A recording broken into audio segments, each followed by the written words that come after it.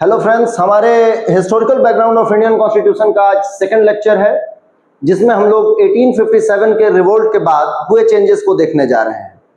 जैसा कि आप लोग जानते हैं, 1857 की महान क्रांति हुई, जिसमें हमारे राजे रजवाड़े और सिपाही सभी लोगों ने अंग्रेजों के खिलाफ एक जंग शुरू किया। अनफॉर्चुनेटली हम लोग बहुत सक्सेसफुल नहीं हो पाए, लेकिन इसका कुछ तो चेंजेस आया हमारे जीवन में और हमारे कॉन्स्टिट्यूशन में, जो हिस्टोरिकल बैकग्राउंड हम लोग देख रहे हैं इसमें। ठीक है, तो हम लोगों ने खूब अंग्रेजों को पीटा और पीटने के बाद हम लोग देखते हैं कि ये बात कहाँ तक पहुंच गई, तो लंदन तक पहुंच गई। हालांकि लंदन में अलग अलग कहानियां सुनाई गई वहां की काउंसिल में और वहां के राजा को।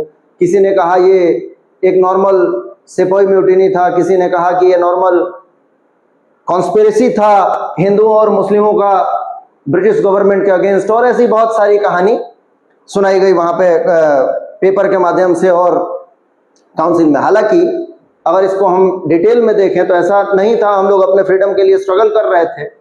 ठीक है, तो इसमें क्या होता है कि ये जब क्राउन के कानों तक कहीं बात गई या कुछ हुआ, तो इन लोगों ने बहुत चेंजेस, मेरे को तो नहीं लगता कि किया, लेकिन हाँ ये है कि कुछ तरीका इनका बदल गया। मतलब चोर वही है, थोड़ा सा रूलिंग का टेंडेंसी चेंज हो रहा है।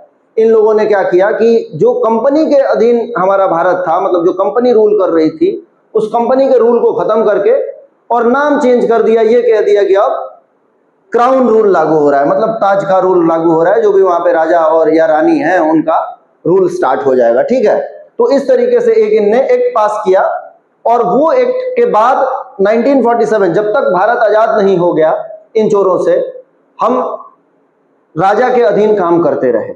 ठीक है, तो देखिए इसमें क्या होता है कि हमने इधर की कहानी देखी ली है कि कंपनी के अंदर में था, और फिर उसके बाद रिवोल्ट हुआ 1857 का, और 1858 में एक लॉ पास किया जाता है।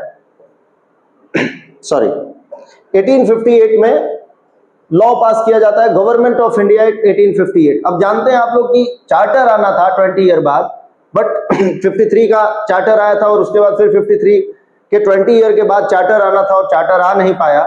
इसके बीच में ही 1857 का रिवोल्ट हो गया, और उस रिवोल्ट का असर ये हुआ कि गवर्नमेंट ऑफ इंडिया एक्ट पास करना पड़ा 1858।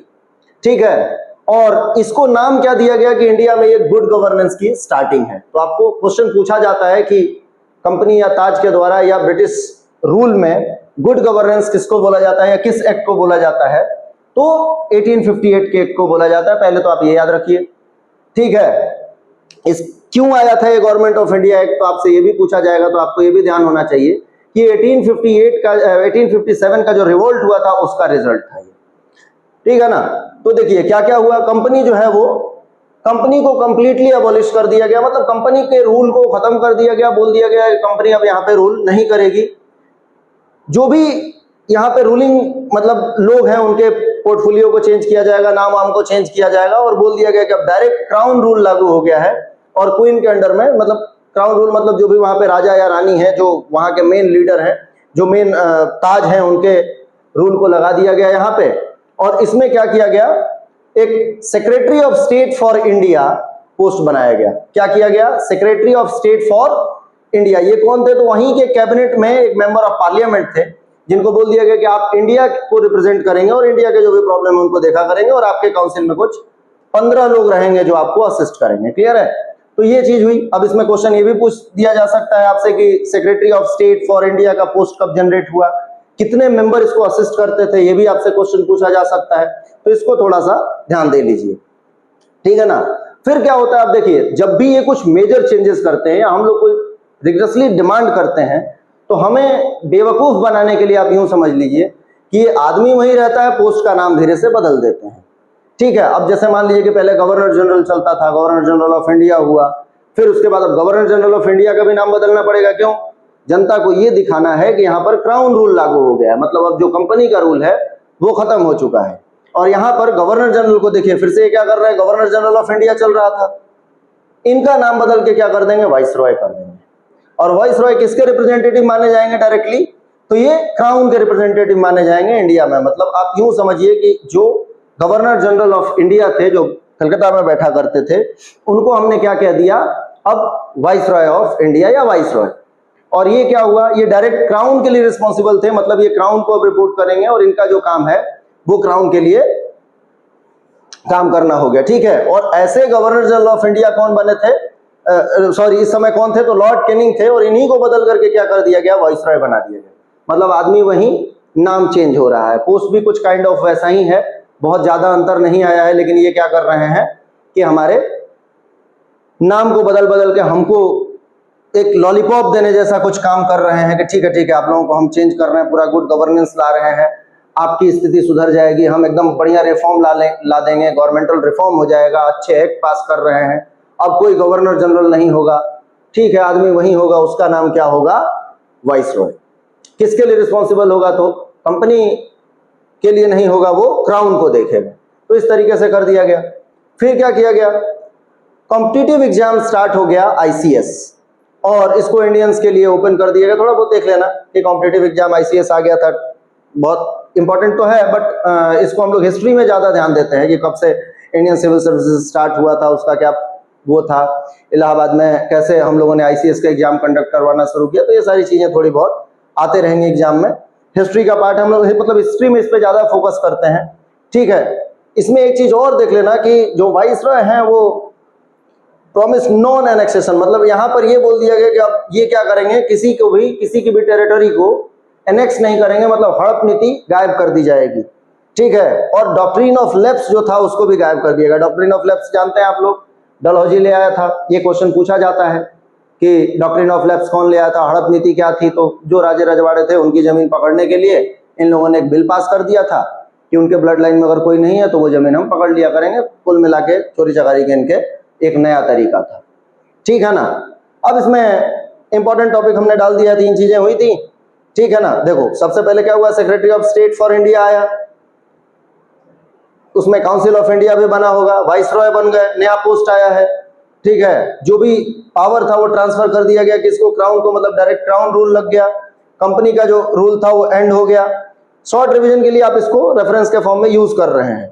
और डुअल गवर्नमेंट जो था वो भी खत्म हो गया, क्योंकि डुअल गवर्नमेंट क्यों अब रहेगा जब कंपनी का रूल रहेगा, कंपनी का रूल ही खत्म हो गया तो डुअल गवर्नमेंट क्या करेगा यहाँ पे। तो धीरे से इन लोगों ने चीजें ऐसे चेंज की। इंपॉर्टेंट एक्ट है, आपसे पूछा जाता है कि गवर्नमेंट ऑफ इंडिया एक्ट कब आया था, इसके जो भी पॉइंट्स हैं वो एग्जाम में आते रहते हैं, थोड़ा सा इसको आप ध्यान दे लेना। अगर स्क्रीनशॉट लेना चाहते हैं तो ले लीजिए, मैं हट जाता हूं।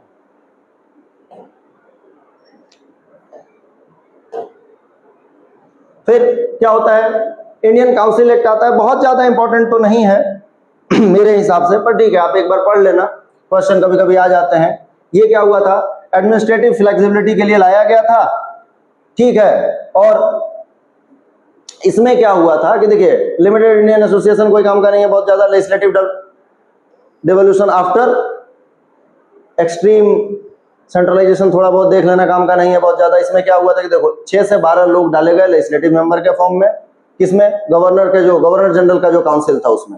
और फर्स्ट टाइम इंडियंस को यहाँ पर नॉमिनेट कर दिया गया था लॉ मेकिंग बॉडी में। ये थोड़ा सा इंपॉर्टेंट है, आप देख लेना कि लॉ मेकिंग में इंडियंस का रिप्रेजेंटेशन कब से शुरू हुआ, कहां पे, तो जो गवर्नर काउंसिल है उसमें।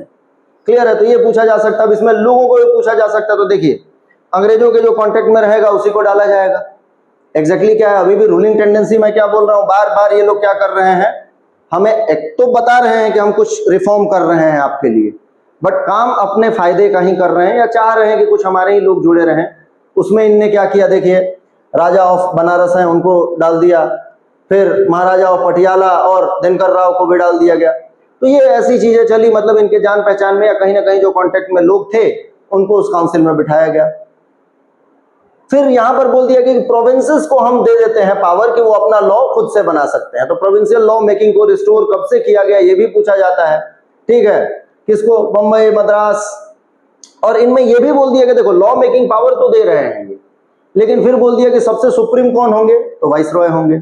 मतलब कुल मिलाकर के ये है कि आप लॉ बना सकते हैं कब तक, जब तक हम चाह रहे हैं। और अगर आपके जैसा कोई लॉ हमने बना दिया या हम नहीं चाहते कि आपका लॉ लागू हो तो वो लागू नहीं होगा। कुल मिलाकर के डोमिनेशन सेंटर का बना रहा। पोर्टफोलियो सिस्टम आया यहां से, ये इंपॉर्टेंट है, क्वेश्चन पूछा जाता है कई बार। देखिए मैंने बोल दिया था पर ये इंपॉर्टेंट है, थोड़ा सा देख लेना कि डिपार्टमेंट्स की शुरुआत हुई, मतलब अलग अलग डिपार्टमेंट बनाए जाएंगे, अलग अलग लोगों को काम सौंपा जाएगा। जैसे कि आप जानते हैं आज है हमारा म्युनिसिपैलिटी का अपना काम है, किसी और डिपार्टमेंट का अपना काम है, तो वैसा काइंड ऑफ कुछ यहाँ पर पोर्टफोलियो सिस्टम बना दिया गया। इसमें एक चीज और है जो आज भी चल रहा है, वाइसरॉय को पावर दे दिया गया इमरजेंसी टाइम में ऑर्डिनेंस लगाने के लिए। ऑर्डिनेंस क्या होता है? देखिए, जैसे मान लीजिए, हालांकि ये पॉलिटी में आगे हम लोग पढ़ेंगे कि प्रेसिडेंट का ऑर्डिनेंस लगाने के लिए पावर कैसा है, या किसी स्टेट में गवर्नर के क्या प्रोविजंस हैं, वो भी हम लोग देखेंगे। और अगर मोटे तौर पे अभी मैं आपको समझाऊं तो आप यूं समझिए कि कोई एक लॉ को आज, लॉ की जरूरत मुझे आज है, और वो लॉ पार्लियामेंट के हाउसेस अभी सिटिंग में नहीं है, या इमीडिएट एक्शन में लाना है उसकी जरूरत है, और हाउस के जो लोअर हाउस है वो सिटिंग में नहीं है, तो हम क्या करेंगे, जो भी हमारे सुप्रीम पावर है उनके पास ये पावर है कि उनको बोल के, अभी मतलब एट प्रेजेंट क्या होता है, प्राइम मिनिस्टर बोलते हैं, ऐसा रिकमेंड कर देता है हमारा जो कैबिनेट है, वो डायरेक्ट प्रेसिडेंट भी लगा सकता है। अब यहाँ पर उस समय क्या था कि गवर्नर को अगर लगता है कि कोई, गवर्नर जो कि वाइसरॉय है, उनको अगर लगता है कि कोई इमीडिएट लॉ की जरूरत है, इमरजेंसी कंडीशन है, तो वैसे लॉ को जो दोनों हाउस या किसी एक हाउस से पास नहीं हुआ हो, जो भी व्यवस्थाएं हो उनसे पास नहीं हुआ हो, तो उसको हम बोलते हैं ऑर्डिनेंस। वो इमीडिएट इंप्लीमेंटेशन में आ जाता है, और उसकी लाइफ कितनी होती है? 6 मंथ। अभी इनमें जब हमारा कॉन्स्टिट्यूशन बनाया गया तो थोड़ा बहुत इसमें चेंजेस किया गया है, बट हाँ, आपसे पूछा जाएगा कि फर्स्ट टाइम ऑर्डिनेंस पावर किस एक्ट में आया, तो ये आया था इंडियन काउंसिल एक्ट 1861। क्वेश्चन पूछा जाता है, ठीक है। अब देखिए, यहां से हमने फिर से एग्जाम हुक्स डाल दिए हैं कि इंपॉर्टेंट क्या क्या है। तो एसोसिएट्स डिसेंट्रलाइजेशन इंपॉर्टेंट है, ऑर्डिनेंस इंपॉर्टेंट है, ठीक है, इंडियन एसोसिएट्स इंपॉर्टेंट है थोड़ा बहुत, प्रोविंसेस को लॉ बनाने के लिए और वो मिल गया, और इसकी ऑर्डिनेंस की लाइफ कितनी थी ये भी पूछा जाता है, 6 मंथ। अभी भी ऑर्डिनेंस की लाइफ लगभग इतनी ही है, लगभग क्या, इतनी ही है, ठीक है। तो ये चीजें भी आपसे पूछी जाएंगी एग्जाम में। देखिए, अगर आगे देखें हम तो फिर क्या होता है, इंडियन काउंसिल एक्ट 1992 आता है, और इसमें क्या होता है कि कांग्रेस का जो भी चल रहा था थोड़ा सा डिमांड वगैरह की, हम जैसे चेंजेस चाहते हैं, ठीक है, तो ब्रिटिश गवर्नमेंट फिर से एक नया हमें कोशिश करती है कि कुछ करके इनको ठीक ठाक किया जाए। तो देखो, इनने क्या किया,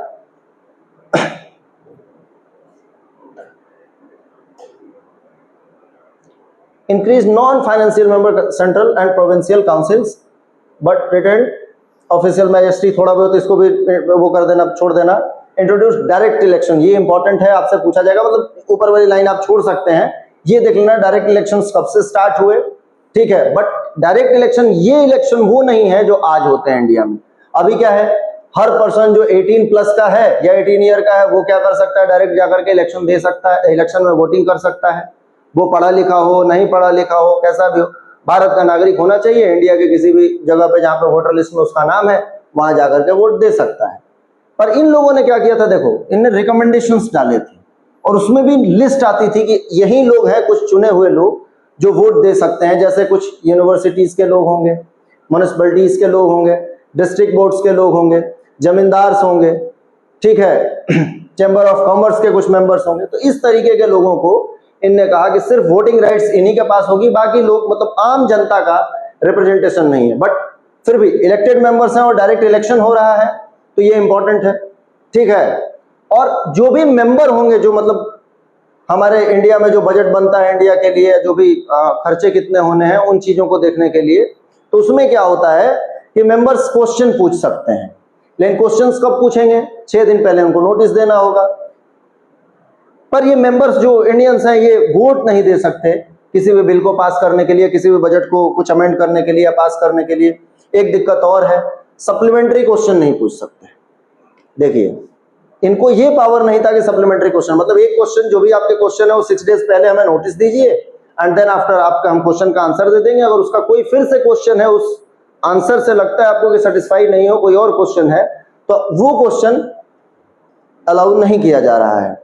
तो ये भी पूछा जाएगा, क्या यहाँ पर सप्लीमेंट्री क्वेश्चन कर सकते थे, नहीं कर सकते थे। लेकिन बजट डिस्कशन कब स्टार्ट हुआ, तो ये 1892 के एक्ट से स्टार्ट हुआ, ठीक है। बजट में क्वेश्चन पूछने का हमें अधिकार कब मिला, तो ये भी उसी एक्ट में मिला।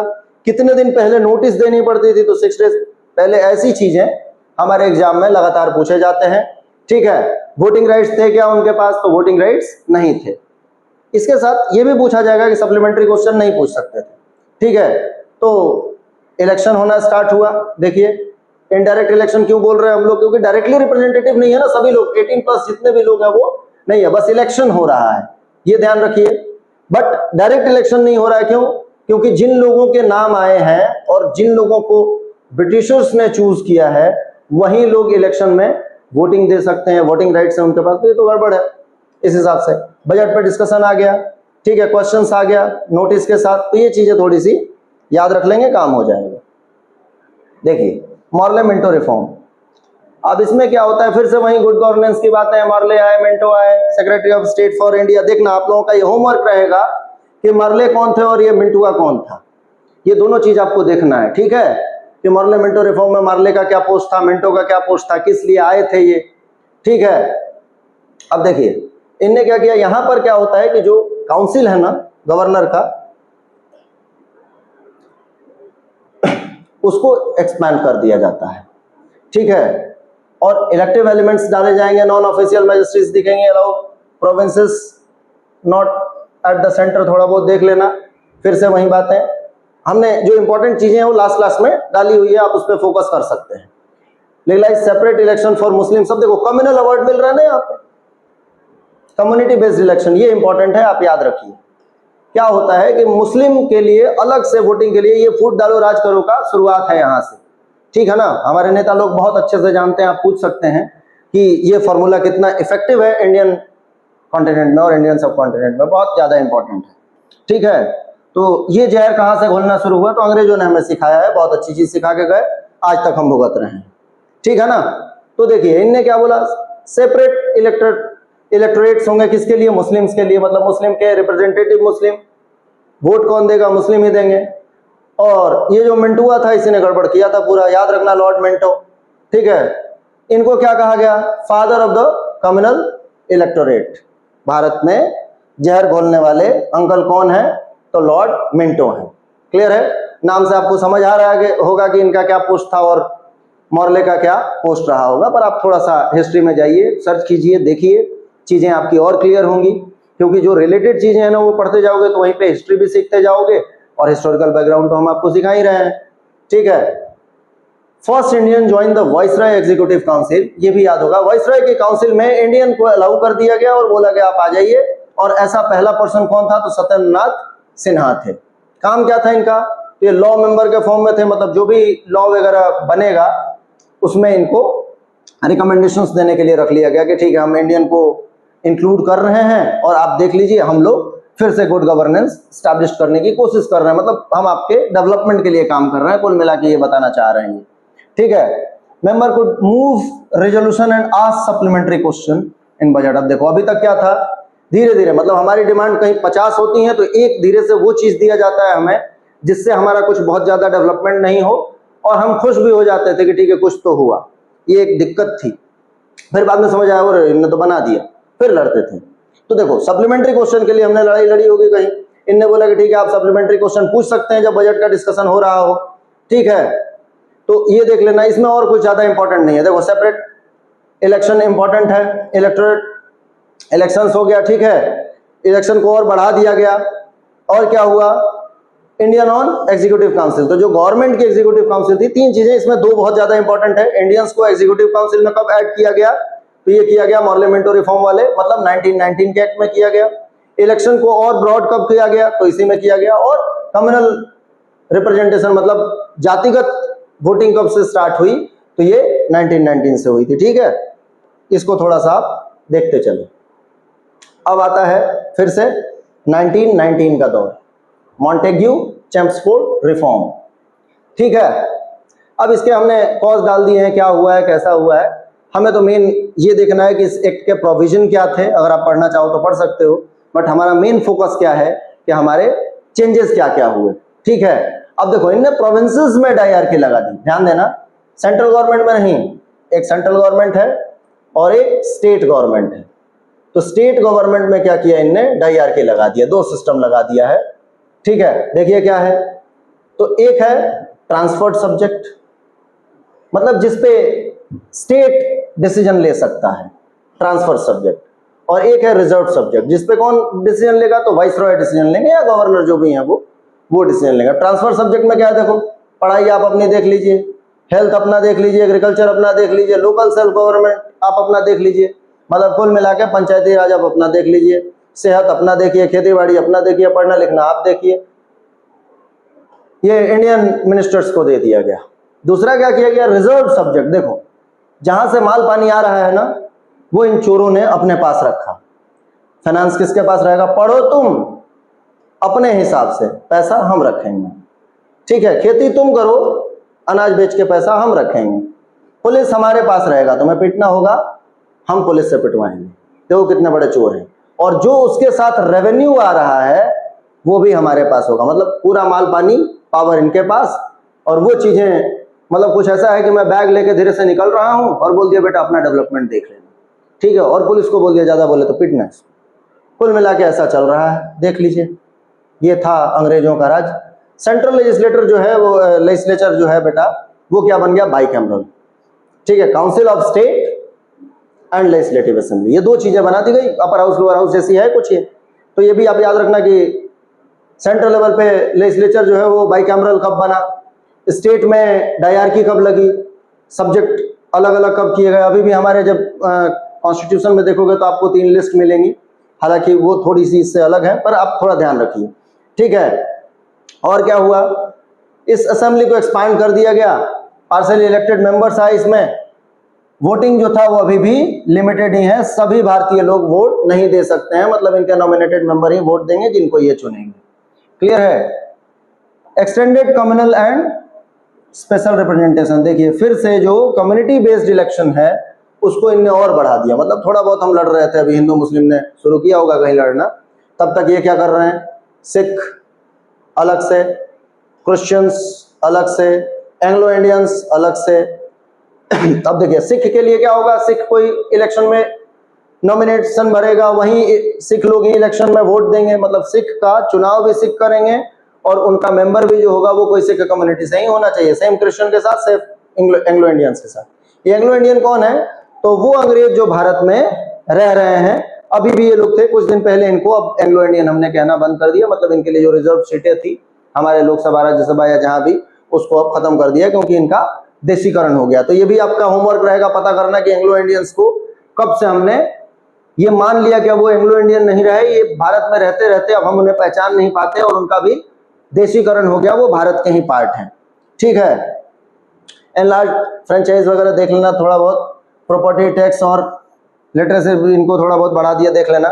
यहाँ पर provided for a public service commission, ध्यान देना, आज जो हमारा इलेक्शन बोल रहा हूँ, एग्जाम करवाने वाली बॉडी है, पीसीएस पीएससी, ये कहाँ दिखना शुरू होती है, तो यहाँ पे, ठीक है। सेंट्रल पीएससी सेटअप इन 1926, मतलब इनने 1919 में बोल दिया था कि हम लोग क्या बनाएंगे, पब्लिक सर्विस कमीशन बनाएंगे, जो क्या करेगी, इलेक्शन एग्जाम कंडक्ट करवाएगी, वैकेंसीज का डिटेल देगी, एग्जाम के क्या क्या पैरामीटर्स होंगे वो तय करेगी।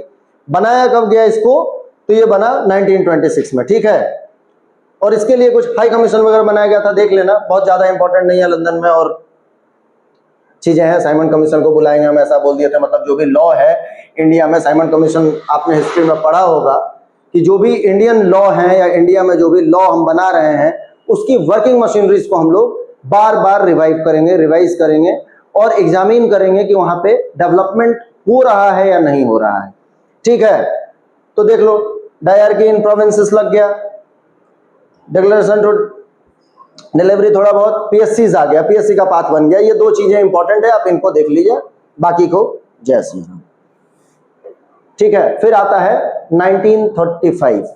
इस 1935 के पहले हमें थोड़ा सा रुकना होगा और देखना होगा कि एक कमीशन आया, गोरों का कमीशन, व्हाइट पेपर आपने पढ़ा होगा, और ये आपको जाकर के हिस्ट्री में चेक करना पड़ेगा कि 1935 का जो गवर्नमेंट ऑफ इंडिया एक्ट है, इसके लिए क्या चीजें हैं, मतलब क्या क्या कारण है कि गवर्नमेंट ऑफ इंडिया एक्ट आया, या ये रिजल्ट किसका था।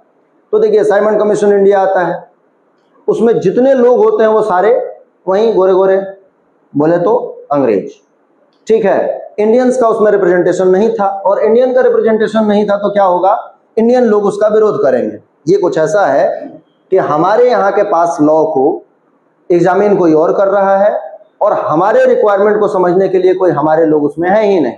तो हम लोगों ने काले झंडे वंडे दिखाए, फिर उनने उसको रोकने की कोशिश की, बहुत लफड़े हुए, हमने नारे लगाए साइमन गो बैक। मैं होता तो मैं भी लगा रहा होता उस समय, साइमन जल्दी से गो बैक नहीं तो मुंडा फोड़ दूंगा, पर ठीक है बच गए, कोई बात नहीं। अब साइमन कमीशन के बाद जो भी उसके रिकमेंडेशन थे, यहाँ पे क्या होता है, राउंड टेबल कॉन्फ्रेंस होते हैं। कहाँ पे? लंदन में 3 राउंड टेबल कॉन्फ्रेंस हुए। उसमें आपको ये भी देखना है कि गांधी जी किधर गए थे, अंबेडकर साहब किधर गए थे, ठीक है, कौन कौन अपने इंडियन रिप्रेजेंटेटिव थे जो राउंड टेबल कॉन्फ्रेंस में जाते थे। इन तीनों राउंड टेबल कॉन्फ्रेंस का रिजल्ट क्या रहा, ये आपका होमवर्क है, ठीक है। तो इस राउंड टेबल कॉन्फ्रेंस का रिजल्ट क्या रहा? कुछ नहीं रहा, लड़के आ जाते थे। एग्जैक्टली ये राउंड टेबल कॉन्फ्रेंस जो मुझे लगता है इसलिए बुलाया जाता था कि ये कुछ करना ही नहीं चाहते थे, अलग अलग कम्युनिटी के लोगों को बुला देते थे, हम लोग आपस में ही वहां लड़ने लग जाते थे, बोले फिर से जाइए आप सोच समझ के आना, ऐसा कुछ हुआ करता था। आप एक बार राउंड टेबल कॉन्फ्रेंस की हिस्ट्री जरूर देखना, एग्जाम में पूछा जाता है कि third round table conference, second round table conference और फर्स्ट राउंड टेबल कॉन्फ्रेंस कब हुआ, ठीक है। उन्हीं राउंड टेबल कॉन्फ्रेंस और जो व्हाइट पेपर बना था उसके रिकमेंडेशंस पे ये गवर्नमेंट ऑफ इंडिया एक्ट आया। बहुत ज्यादा इंपॉर्टेंट एक्ट है, अभी तक हमने जितने एक्ट्स पढ़े हैं उसमें ये बहुत ही ज्यादा इंपॉर्टेंट एक्ट है। आप 50-60 स्टार लगा लो और इसको याद कर लो। क्यों? आज भी हमारे कॉन्स्टिट्यूशन में इसका मेजर पार्ट वैसे का वैसा रखा गया है, ठीक है, या कुछ चेंजेस के साथ रखा गया है। तो आपको ये चीज याद होना चाहिए, ये हमारे कॉन्स्टिट्यूशन का बेस है। मतलब अगर हम देखें तो लगभग 250 आर्टिकल्स इससे लिए गए हैं हमारे कॉन्स्टिट्यूशन के, जो 395 है आपको पता होगा, ठीक है। इसमें क्या किया गया, ऑल इंडिया फेडरेशन, बहुत इंपॉर्टेंट है, यहां पर यह कह दिया गया कि अब ब्रिटिश गवर्नमेंट इंडिया को कैसा देख रही है, अपनी एक कॉलोनी जैसी देख रही है। और आप जानते हैं फेडरल स्ट्रक्चर क्या होता है, एक सेंट्रल बॉडी है और उसके नीचे बहुत सारे अलग अलग राज्य जोड़े गए हैं। क्लियर है? या आप यूं कह सकते हो कि सारे राज्य समान सहमति से एक पावर के साथ रूल किए जा रहे हैं। फेडरल स्ट्रक्चर भी आपको देखना चाहिए। तो इनने क्या कहा कि अब इंडिया एक ब्रिटिश गवर्नमेंट की टेरिटरी या कॉलोनी का पार्ट है और यहां पर हम एक फेडरल स्ट्रक्चर स्टैब्लिश करना चाहते हैं, जिसको हम क्या बोलेंगे, ऑल इंडिया फेडरेशन, ठीक है। कहां पर? तो भारत के प्रिंसली स्टेट्स और प्रोविंसेस को मिलाकर। हालांकि ये कभी भी एग्जिस्टेंस में नहीं आया। अब आप समझो कि आप राजाओं पे, इंडिया के जो छोटे छोटे प्रिंसेस हैं या प्रिंसली स्टेट्स, बड़े बड़े राजा भी हैं, उन सभी छोटे बड़े राजाओं पे एक बोझ लगा रहे हो या एक दबाव बना रहे हो कि आप ब्रिटिश गवर्नमेंट के साथ जुड़िए और कहिए कि आप फेडरल स्ट्रक्चर के पार्ट हैं। इन लोगों ने कहा भागो यहां से, तो वो जुड़े ही नहीं। तो क्या हुआ, कभी ये फोर्स में आया ही नहीं, ठीक है। इसके साथ और क्या हुआ, डायआर्की को अबॉलिश कर दिया गया, प्रोविंशियल ऑटोनॉमी, और इसमें देखिए आप, with responsible ministers under self powerful governors, ऐसा कुछ स्टैब्लिश किया गया। छोड़ देना ये भी, बस ये देख लेना कि जो प्रोविंशियल डायआर्की बनाई गई थी ना, उसको खत्म कर दी गई। इसमें एक चीज इंपॉर्टेंट है, सेंट्रल लेवल पे, अब देखो क्वेश्चन पूछा जाएगा कि प्रोविंशियल लेवल पे डायआर्की कब आया था, तो आपको मैंने बता दिया, उसको यहां पे खत्म किया गया। यहां पर सेंट्रल लेवल पे डायआर्की को लगा दिया गया और यहां पर भी बोल दिया गया रिजर्व सब्जेक्ट, ट्रांसफर सब्जेक्ट, ठीक है। और इसमें बोल दिया गया कि ये सारा फेडरल स्ट्रक्चर को फॉलो करेगा। क्लियर है? मतलब इसमें 3 तरह के लिस्ट बनाए गए। पहला क्या था, तो फेडरल लिस्ट, दूसरा क्या था, प्रोविंशियल लिस्ट, और तीसरा क्या था, कॉन्करेंट लिस्ट। अब ये वो सब्जेक्ट है फेडरल लिस्ट जिसपे गवर्नमेंट, मतलब ब्रिटिश गवर्नमेंट अपने नॉर्म्स बनाएगी, रूल्स बनाएगी, डिसीजन लेगी। प्रोविंशियल जिसपे प्रोविंसेस को ऑटोनॉमी दी गई, और इसमें यह भी कह दिया गया कि सुपरमेसी किसका रहेगा, गवर्नर या वाइसराय का रहेगा। कॉन्करेंट लिस्ट ये है जिसपे दोनों लोग डिसीजन ले सकते हैं। आज भी है सेंट्रल लिस्ट, स्टेट लिस्ट और कॉन्करेंट लिस्ट। और इसमें यह भी बोल दिया गया कि जो चीजें बची हुई हैं वो सब किसके पास होंगी, तो वाइसरॉय के पास होगी, ठीक है। इलेक्शन को फिर से बढ़ाया गया, ठीक है, थोड़ा बहुत देख लेना। और यहां पर सबसे ज्यादा जो इंपॉर्टेंट है, मतलब इंडिया के लिए क्या यूज किया जा रहा है, फेडरेशन, फेडरल स्ट्रक्चर। तो आपसे क्वेश्चन ये स्टेट पीसीएस में कई बार पूछा गया कि इसमें जो कोड बना था वो क्या था, या इंडिया को किस तरीके से देखा गया, किस तरीके से रिप्रेजेंट किया गया। तो कोर्ट यहां पे बना, देखो जो सुप्रीम कोर्ट हमने देखा था 1774 में, 1773 के एक्ट के तहत, वैसा कुछ चीजें नहीं दिख रही। यहां पर बोला जा रहा है फेडरल कोर्ट, ठीक है। और इसको एस्टैब्लिश कब किया गया, 1937, मतलब 35 के एक्ट से बनाया गया और 37 में इसको स्टैब्लिश किया गया, मतलब इसमें प्रोविजन आया होगा कि हम एक फेडरल कोड बनाएंगे और वो कोड बन के कब तैयार हुआ, 37 में, ठीक है ना। और ये बाइकैमरल स्ट्रक्चर में ही लागू रहेगा, ठीक है। तो यहां पर देखो आप फेडरेशन बोला गया, प्रोविंस को थोड़ा बहुत ऑटोनोमस दे दिया गया, ठीक है। 3 लिस्ट आ गए, सेंट्रल लिस्ट, फेडरल लिस्ट और concurrent list, sorry federal list, state list, provincial list और कॉन्करेंट लिस्ट। और यहां पर क्या हुआ, फेडरल कोर्ट बना दिया गया, ठीक है। अब अभी जो है वो हमारे पास सुप्रीम कोर्ट है। स्ट्रक्चर कुछ फेडरल जैसा दिखता है, लेकिन हमने चूंकि यूनिटरी मेथड को कहीं ना कहीं अप्लाई किया है, सेंट्रल लेवल पे सेंट्रल हमारा स्ट्रांग है, इंडिया को हम बांट नहीं सकते, ठीक है। तो इस तरीके से अभी हमारे पास सुप्रीम कोर्ट वर्किंग में है, ठीक है। बट इस समय इनने क्या किया था, फेडरल कोर्ट लगाया था। तो ये भी हमसे क्वेश्चन पूछा जाएगा एग्जाम में कि इस समय जो कोर्ट बना था वो कौन सा कोर्ट था, क्या कितने लिस्ट बने थे, सेंट्रल लेवल पे लिस्ट बना था या स्टेट लेवल पे बना था।